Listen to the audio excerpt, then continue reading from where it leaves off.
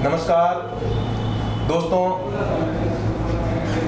अगर कांटों पर चलने का साहस रखते हैं तो एक दिन फूलों का हार भी आपकी गले की शोभा देगा। जी हाँ, अगर तैरना सीखना है तो एक पांव पानी में डालने से काम नहीं चलेगा, पानी के अंदर छलांग लगाना पड़ेगा। आज हम हमारी इसी कोचिंग के एक ऐसे छात्र से आपको मिलवाने जा रहे हैं जिसने ये करके दिखाया, लक्ष्य के प्रति समर्पित होकर दिखाया और सारी कठिनाइयों को किनारे करके दिखाया और चुनौतियों को उसने स्वीकारा। वही छात्र जिनका नाम मूलाराम है और हमारी इसी कोचिंग में पढ़े हैं और इधर ही सीख करके चारणों के पास के रहने वाले हैं, जिन्होंने राजस्थान पुलिस में कोटा में 35वीं रैंक प्राप्त की है और 35वीं रैंक प्राप्त करना इतने बड़े कंपटीशन में चुनौती से कम नहीं है। तो मूलाराम, बहुत बहुत धन्यवाद और श्री राम परिवार की ओर से आपको बहुत बहुत हार्दिक शुभकामनाएं। इतनी बड़ी सफलता आपने प्राप्त की। श्री राम कोचिंग को भी धन्यवाद। और आप अपने बारे में जरा हमारे छात्रों को बताएं। सर, मैं राजस्थान पुलिस का पहला पेपर और इससे पहले पटवारी का पेपर दिया था। उसमें मैंने किसी कोचिंग वगैरह से गाइडेंस नहीं मिलने के कारण मैं बहुत भारी नंबरों से असफल रहा। फिर किसी मेरे गांव के साथी ने श्री राम कोचिंग के बारे में मुझे बताया, तो मैं इधर आने से जून 2013 में हमने फॉर्म अप्लाई किया। फिर हमने यहाँ आके एडमिशन लिया। तो एडमिशन लेने से पहले हम किसी सिलेबस के बारे में भी नहीं जानते थे कि पुलिस का क्या सिलेबस होता है। फिर यहाँ आने के बाद हमने बहुत कुछ सीखा और यहाँ से बहुत कुछ चीज़ें सीखी। यहाँ के नियमित टेस्ट, नियमित DTS और साप्ताहिक टेस्ट, उसमें रैंक निकालना और हमें अपने सप्ताह का पूरा निरीक्षण रैंक से होता था। इस कारण से हम कभी भी एब्सेंट नहीं रहा, नियमित क्लास लिए और यहाँ से नियमित स्टडी की। इस वजह से मैंने कोटा सिटी से जर्नल में 35वीं रैंक प्राप्त किया है। बिल्कुल। और मूलाराम, ये कोटा से आपने 35वीं रैंक प्राप्त की है और ये 35वीं रैंक बहुत अच्छी रैंक है और इतने बड़े कंपटीशन में आपकी प्रेरणा के स्रोत क्या रहे? पहले भी आप 2-3 बार असफल रहे हैं और पहली बार में इतनी बड़ी आपने सफलता प्राप्त की है, यानी कि असफलता मिलने के बाद में व्यक्ति को इतनी बड़ी सफलता बहुत कम बार मिलती है और आपने इतनी अच्छी रैंक प्राप्त की। तो कौन से वो प्रेरणा के स्रोत रहे और कोचिंग से आपको क्या क्या फायदा मिला और दोस्तों से और दूसरे भी घर में भी आपको इस प्रकार की प्रेरणा देने वाले और आपने यहाँ से जो फायदा उठाया उसके बारे में जरा छात्रों को बताएं। कोचिंग से हमें फायदा मिला कि नियमित हम यहाँ आते थे और नियमित हमें घर पे भी जाने पर कोई हमें क्वेश्चन या कोई सवाल नहीं आता था, वो हम कोचिंग में एक्स्ट्रा टाइम में भी सरों से पूछते थे। वो हमें कभी भी आके पूछ सकते थे, उस समस्या का समाधान होता था।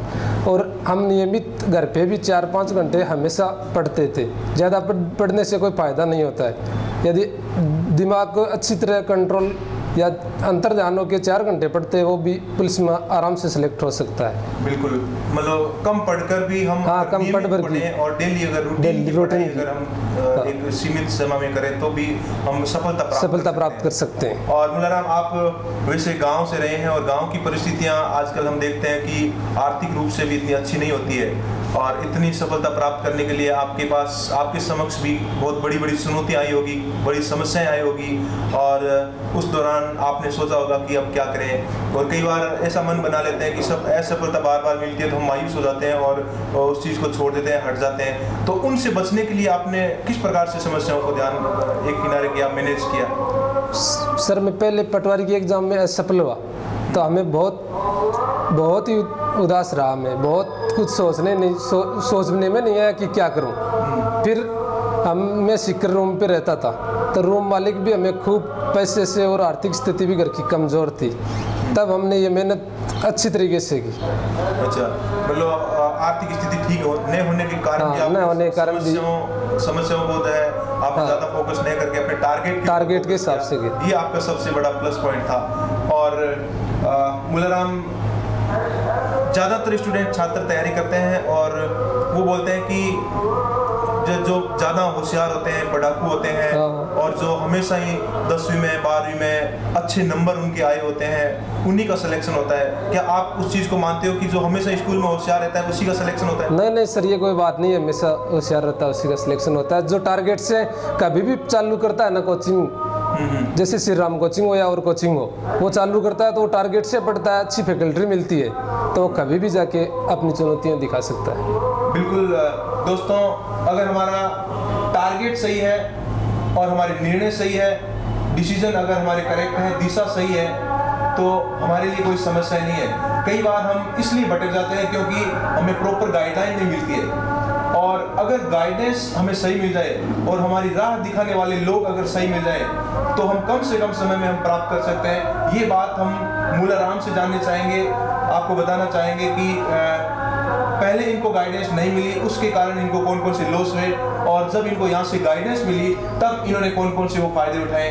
जरा मूलाराम आप बताएं हमारे छात्रों को। सर हमें घर पे तो कोई ऐसा था नहीं, शिक्षित परिवार है नहीं, हमारा अशिक्षित परिवार है, तो भर्तियों के मामले में और तैयारी के मामले में हमें घर पे कोई गाइडेंस देने वाला था ही नहीं। फिर हम 2-3 एग्जामों में असफल रहे गाइडेंस के कारण से, फिर हमने श्री राम कोचिंग में एडमिशन लिया और यहाँ में अच्छे से अच्छा गाइडेंस मिला, अच्छे से अच्छी फैकल्टी मिली, हर विषय का अच्छा टीचर, अच्छी फैकल्टी, तो हमें तैयारी करने का बहुत अच्छा मौका मिला, तब हम ऐसा मार्गदर्शन पार किया है सर। बिल्कुल, यानी कि अगर गाइडेंस अगर सही हो तो समस्या कुछ भी नहीं है, और हम कम से कम समय में कोई भी चीज़ प्राप्त कर सकते हैं। हमारे लिए कोई मुश्किल नहीं है, और घबराना नहीं है, मायूस नहीं होना है। असफलता एक बार मिलती है, वो क्षणिक थोड़ा सा हमें मायूस कर सकती है, लेकिन उससे हम निकल सकते हैं, और वो हमें ये निर्धारित करते हैं कि फिर दोबारा से जीरो से शुरू करो, और हमें फिर थोड़ा सा कहीं से चूक हुआ है, इसलिए वो सुधारने के लिए होता है। उसको पॉजिटिव लेना चाहिए, कभी घबराना नहीं चाहिए। और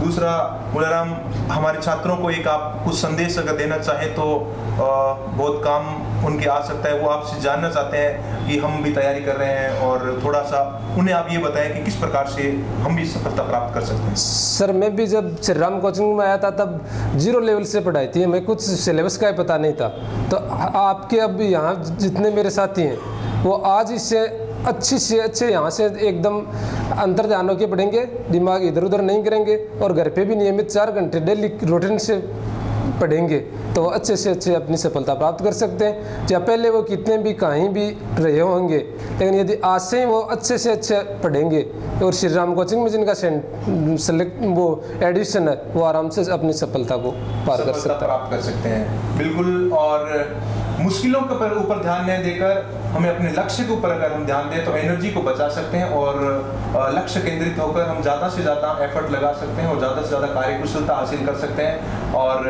ये थे हमारे साथ मूलाराम, जिन्होंने राजस्थान पुलिस में 35वीं रैंक प्राप्त की है, और ये एक बहुत कठिन परीक्षा की घड़ी में उन्होंने अपने आप को ये प्रूव किया कि आदमी अगर चाहे तो कोई भी चीज़ मुश्किल नहीं है, वो कर सकता है। इसलिए हम मूलाराम आपका बहुत बहुत धन्यवाद और शुभकामनाएं आपको देना चाहते हैं, और हम चाहते हैं कि निरंतर आप आगे बढ़ें और आप फले फूलें। थैंक यू सर, धन्यवाद।